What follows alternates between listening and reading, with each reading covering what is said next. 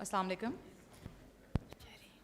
My study is about biofiller versus platelet-rich plasma mesotherapy in the treatment of periorbital hyperpigmentation. It is a double-blinded, randomized control trial.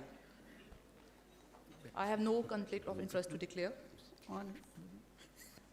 This will be the sequence of my slide presentation. Periorbital hyperpigmentation के लिए मुख्तलिफ नाम इस्तेमाल किए जाते हैं और इसकी मेरा ख्याल है डेफिनेशन मुझे रिपीट करने की ज़रूरत नहीं है यहाँ पे. इसकी मल्टीपल इटियोलॉजीज़ हैं जिनमें प्राइमरी कॉजेज़ हैं और सेकेंडरी कॉजेज़ हैं और सेकेंडरी कॉजेज़ में एलर्जीज़ जो हैं वो सबसे ऊपर हैं.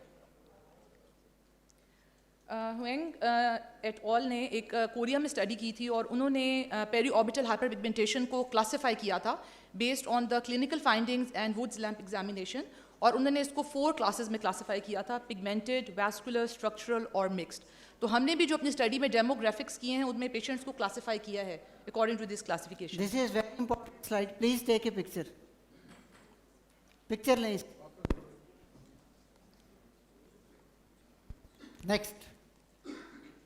ये एक फोटो न्यूमेरिक स्केल है जो कि डॉक्टर मेहोनी एट ऑल ने बनाया फॉर क्लासिफाइंग पेरीऑर्बिटल हाइपरपिगमेंटेशन और ये जो स्केल है ये हम अपनी स्टडी में यूज़ करेंगे. और इसका सिर्फ एक इशू है कि ये इन्होंने जो यूज़ किया था ये फिट्जपैट्रिक स्किन 1 to 4 में यूज़ किया था, 5 और 6 में इन्होंने ये अप्लाई नहीं किया. तो इसीलिए हम अपनी स्टडी में पेशेंट्स को एक्सक्लूड कर देंगे जो फिट्जपैट्रिक स्किन 5 और 6 वाले हैं. डिफरेंट ट्रीटमेंट मोडालिटीज़ यूज़ होती रही हैं पेरीऑर्बिटल हाइपरपिगमेंटेशन के लिए, ranging from creams and physical therapies and, मगर कोई भी अभी तक जो है बहुत अच्छा रिजल्ट नहीं दे सका. Coming to the mechanism of action of PRP, वो भी मेरा ख्याल इतनी दफ़ा इस सेशन में भी रिपीट हो चुका है कि एक्सप्लेन करने की ज़रूरत नहीं, मगर प्लेटलेट रिच प्लाज्मा जो है, जब प्लेटलेट्स उसमें से रिलीज़ होते हैं तो डिफरेंट ग्रोथ फैक्टर्स निकलते हैं जो कि अपने एंड टारगेट सेल्स पे एक्ट करते हैं और वो cell proliferation, angiogenesis, collagen synthesis और एपोप्टोसिस रिडक्शन कराते हैं. इसके अलावा एक और बहुत इंपॉर्टेंट चीज़ ट्रांसफॉर्मिंग ग्रोथ फैक्टर बीटा जो है वो रिलीज़ होता है जो कि मेलेनोसाइट्स को इनहिबिट करता है. तो जो पीआरपी और जो बायोफिलर है उन दोनों से जो हाइपरपिगमेंटेशन है डिक्रीज़ होती है, बेसिकली वो ट्रांसफॉर्मिंग ग्रोथ फैक्टर बीटा की वजह से होती है. अब इसको प्लेटलेट पुअर जेल भी कहते हैं, ठीक है. It gives immediate significant volumetric filling effect maintain for 3 to 6 months. ये हम बायोफिलर की बात कर रहे हैं. और इसके जो फिब्रिन बंडल्स हैं वो एक स्केफोल्ड बना लेते हैं प्लेटलेट्स के लिए, उनको वो ट्रैप कर देते हैं और उसके अंदर से वो स्लो ग्रोथ फैक्टर्स रिलीज करते रहते हैं. तो यानी कि इसका वो जो फिब्रिन क्लॉट है वो फिलिंग इफेक्ट भी देता है और साथ वो पीआरपी का यानी कि डबल बेनिफिट दे रहा होता है. The aim of the study was to establish the efficacy of biofiller versus PRP mesotherapy in the treatment of periorbital hyperpigmentation.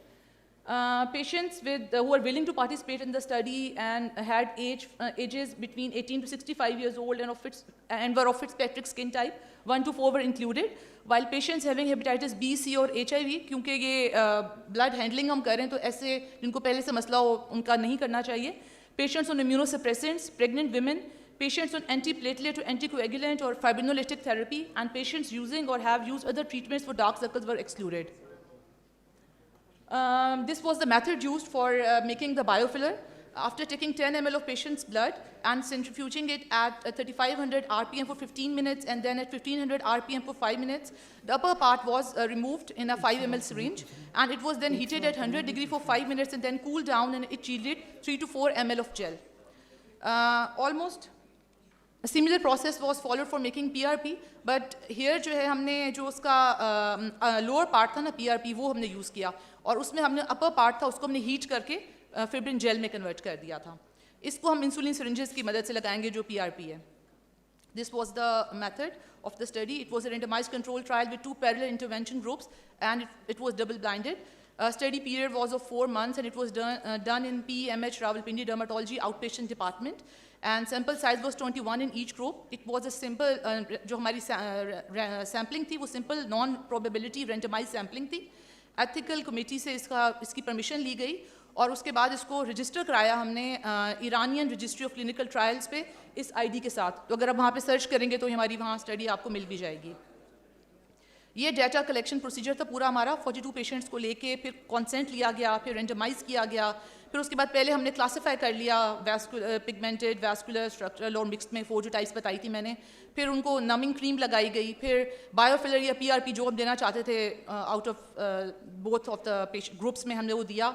और फिर 2 वीक्स के बाद फिर पेशेंट प्रोसीजर को रिपीट किया, और after the second procedure 2 weeks के बाद हमने फिर से जो है पेशेंट को एक ब्लाइंडेड डर्मेटोलॉजिस्ट ने असेस किया, जिनको नहीं पता था कि पेशेंट को क्या दिया गया है, और फिर पेशेंट सेटिस्फेक्शन सर्वे भी किया गया। ये हमारे 4 आउटकम मेजर्स थे जो हमने स्टडी में यूज़ किए। एक तो वो फोटोन्यूमेरिक स्केल जो डॉक्टर मोहनी एट ऑल का था, जो मैंने आपको स्टार्ट में दिखाया। दूसरा क्लिनिकल ग्रेडिंग जो हमारे ब्लाइंडेड डर्मेटोलॉजिस्ट ने की, और उन्होंने 4 ग्रुप्स में 25% इंप्रूवमेंट को पुअर कैटेगराइज किया, 50% तक को फेयर, और 51 से 75% को गुड, और मोर देन 75% को एक्सीलेंट। और उसके बाद पेशेंट सेटिस्फेक्शन को भी ऐसे ही हमने क्लासीफाई किया, और कॉम्प्लिकेशंस जो थी वो डॉक्टर्स ने भी कुछ बताई और कुछ पेशेंट्स ने भी बताई, तो उनको हमने सारा डाटा जो है अपना गैदर किया। डाटा एनालिसिस जो है वो SPSS पे किया गया। अच्छा, मोस्ट ऑफ द डाटा जो था नॉन कैटेगोरिकल था, तो इसलिए जो है कैटेगोरिकल था, तो वो नॉन पैरामीट्रिक टेस्टिंग यूज़ की गई क्योंकि वो नॉर्मल डाटा नहीं था। तो chi-square टेस्टिंग वाज डन, और p value of 0.05 was taken as statistically significant. अब ये रिजल्ट्स हैं, आप देख सकते हैं कि जो ग्रुप ए में और ग्रुप बी दोनों में जो पेशेंट्स हैं ज़्यादातर जो हैं वो फिट्जपैट्रिक स्किन टाइप 3 के थे, और type of periorbital hyperpigmentation जो ग्रुप 1 में थी वो ज़्यादा स्ट्रक्चरल थी, और जो 2 में थी वो ज़्यादा पिगमेंटेड थी। लेकिन दोनों में जो पी सिग्निफिकेंस थी ना, पी सिग्निफिकेंट नहीं था, तो इसकी वजह से कंफाउंडर नहीं था, और इसने हमारे जो डाटा वो पेशेंट सिलेक्शन प्रोसेस है उसको बायस नहीं किया। अच्छा, ये रिजल्ट्स हैं, ये पेशेंट्स के प्री और पोस्ट जो हमने वो फोटोन्यूमेरिक स्केल पे किए थे, और इसमें भी आप देख सकते हैं कि ग्रुप ए जो है उसमें पहले ज़्यादातर जो पेशेंट्स हैं वो मॉडरेट टू प्रोनाउंस्ड में है, जबकि ग्रुप बी में ज़्यादातर जो पेशेंट्स हैं वो मॉडरेट में है, कैटेगरी 5 में।